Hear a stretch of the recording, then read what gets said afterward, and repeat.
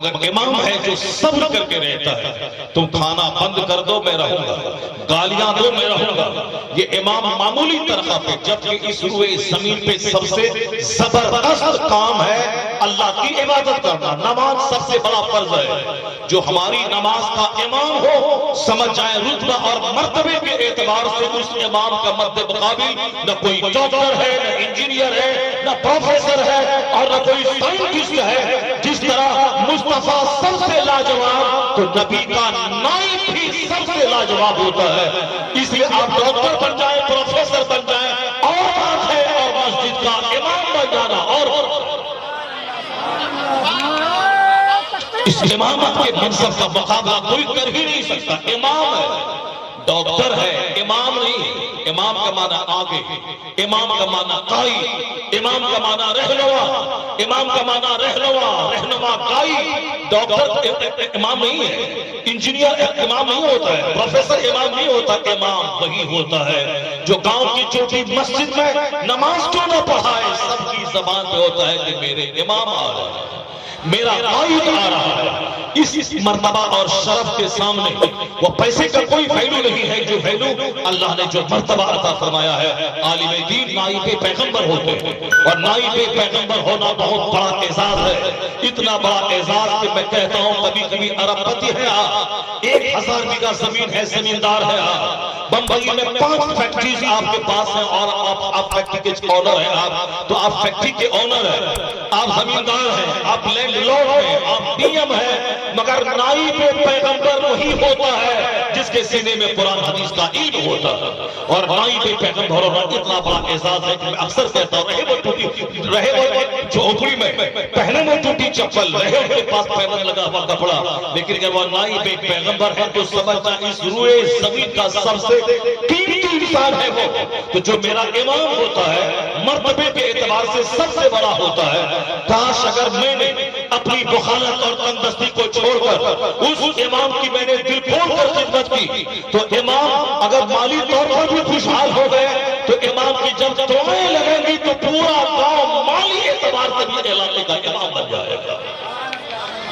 چونکہ ہم سے زیادہ متقی ہیں وہ جو 5 وقت کی نماز با جماعت پڑھتے ہیں۔ میں اکثر کہتا ہوں کہ ہم خطیب ہیں، ہمارے ہم خطیب ہیں، ہمارے خطیب لوگ وہ نماز اگر پڑھتے بھی ہیں تو کبھی ایئرپورٹ پہ، کبھی ریلوے اسٹیشن پہ، کبھی بس اڈے پہ، کبھی سڑک کے کنارے گاڑی لگا کر، جیسے میں ابھی چلا گھر سے عصر کی نماز پڑھ کر، تو راستے میں ایک جگہ مغرب کی نماز میں نے ادا کی، پھر وہاں سے نکلا۔ کبھی کبھی ایسا ہوتا ہے ظہر کہیں، عصر کہیں، مغرب کہیں، عشاء کہیں، اس طرح کہیں جماعت سے نماز نہیں مل پاتی ہے، جبکہ ایک وقت کی نماز جماعت سے کوئی پڑھے تو 25 گنا زیادہ اس کو ثواب ملتا ہے۔ یہ کسی کو نہیں مل پائے گا، ایک ہی ذات ہے، ایک برادری ہے، وہ امام کی۔ 5 وقت نماز مسجد میں با جماعت صف اول میں پڑھنا، اگر پیچھے 1000 لوگ ہیں تو اللہ کی رحمتیں سب سے زیادہ ان پہ نازل ہوتی ہیں جو ان نمازوں کا امام ہوتا ہے۔ پھر وہی سے وہ نیکیوں کی خیرات مقتدی پہ بڑھتی ہے۔ تو میں کہتا ہوں کہ جو با جماعت نماز پڑھ کر اگر کوئی معمولی بھی کمائی کر لیتا ہے تو وہ ہم جیسے کروڑوں کمانے والوں سے ہزاروں گنا بہتر ہے۔ اور اگر اس کے پاس اگر ہم ان کی خدمت کرتے ہیں تو ہم ان کی دعا لیتے ہیں۔ اگر میں امام صاحب کو کھانا کھلاؤں، امام صاحب کو تنخواہ معیاری طور پر دوں، انجینئر سے زیادہ میں تنخواہ اس کو دوں، پھر کیا ہوتا ہے کہ امام صاحب ہر نماز کے بعد خصوصی دعا ان کے لیے کرتے ہیں جو ان کے کھانے کا انتظام کرتا ہے، جو نذرانے کا انتظام کرتا ہے، جو ہر جمعہ کے دن بند مٹھی میں الگ سے نذرانے اور تحفے دیتا ہے۔ پھر وہ نماز امام رات کے سناٹے میں سارا گاؤں سویا رہتا ہے، مصلی پہ بیٹھ کر جب وہ اپنے لیے اپنے باپ داداؤں کے لیے بخشش کی بھیک مانگتا ہے، وہی وہ امام اب ان کو جو نذرانے دینے والوں، کھانا کھلانے والوں کے ہاتھ اٹھا کے جب دعا کر دیتا ہے، تو جو دعا ہمارے مرشد کی قبول نہ ہو وہ دعا مسجد کے امام کی قبول ہو جاتی ہے۔ جہاں دعا قبول ہوئی ہر غم کا علاج کی دعاؤں سے ہو جاتا ہے۔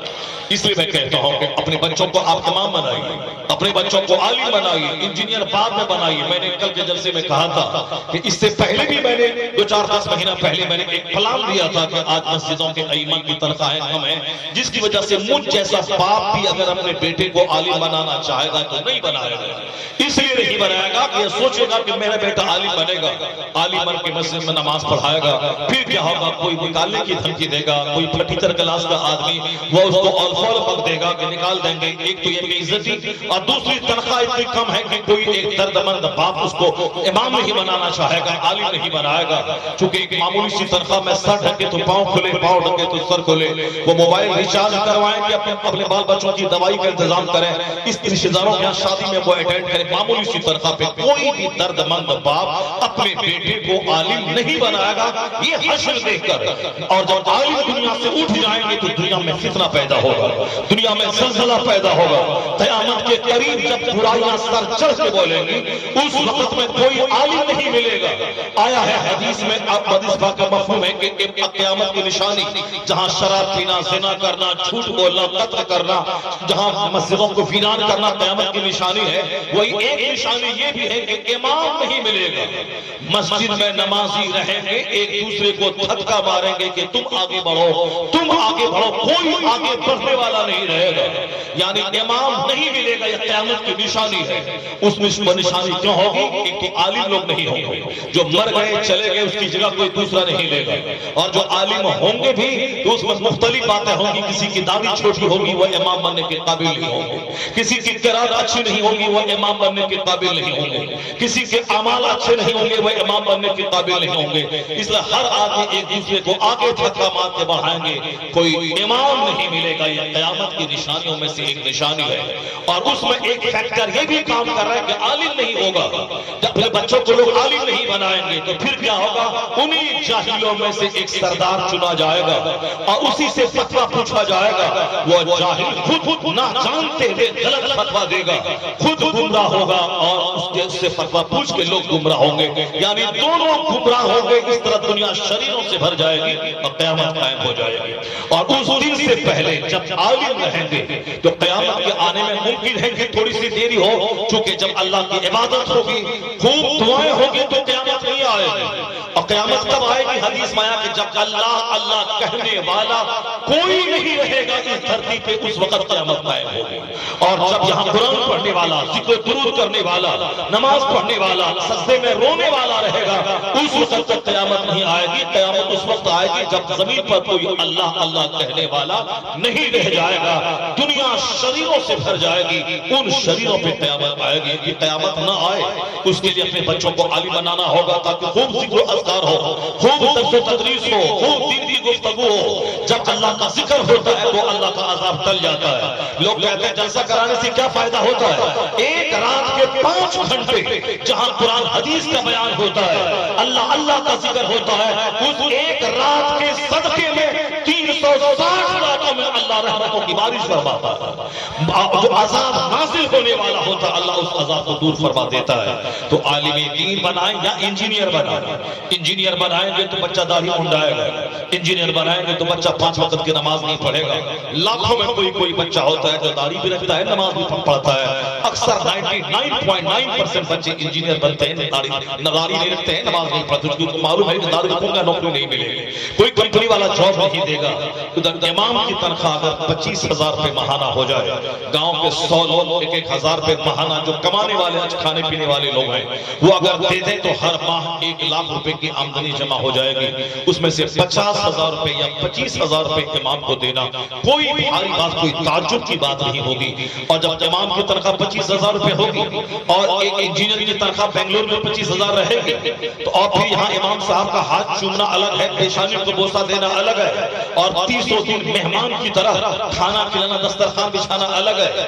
اور پھر جب باپ دیکھے گا کہ میرے بیٹے کی یہاں نماز بھی ہو رہی ہے، جنت کا کام بھی ہو رہا ہے، دنیا میں عزت بھی مل رہی ہے، تنخواہ بھی مل رہی ہے، تو پھر کیا ہوگا؟ انجینئر بنانے کا فیصلہ بعد میں کرے گا، عالم دین بنانے کا فیصلہ پہلے کرے گا۔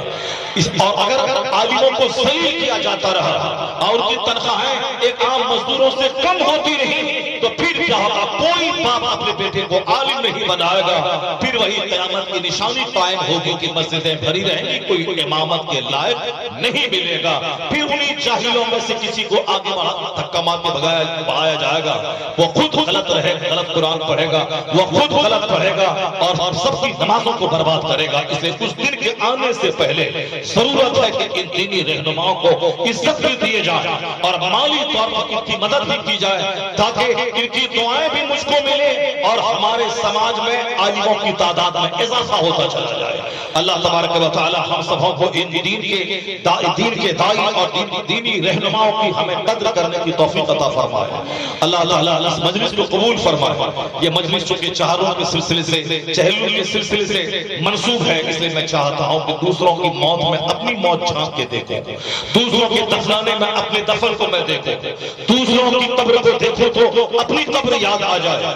آیا ہے کتاب میں کہ حضرت عثمان غنی رضی اللہ تعالی عنہ جو داماد مصطفیٰ تھے، جس کے جنتی ہونے میں کوئی شک اور شبہ نہیں ہے، داماد مصطفیٰ عثمان غنی ذوالنورین ہے۔ عثمان غنی یعنی قیامت تک کسی بھی آدمی کے نکاح میں شروع سے لے کے اب تک اور عثمان غنی تک کسی شخص کے نکاح میں ایک نبی کی دو بیٹی کبھی نہیں رہی۔ یہ شرف کسی کو حاصل ہے تو عثمان غنی کو حاصل ہے، جو جنتی ہے، جو مستعار پیغمبروں کے سردار کے داماد ہے۔ جس جگہ آپ کا وصال ہوا 30,000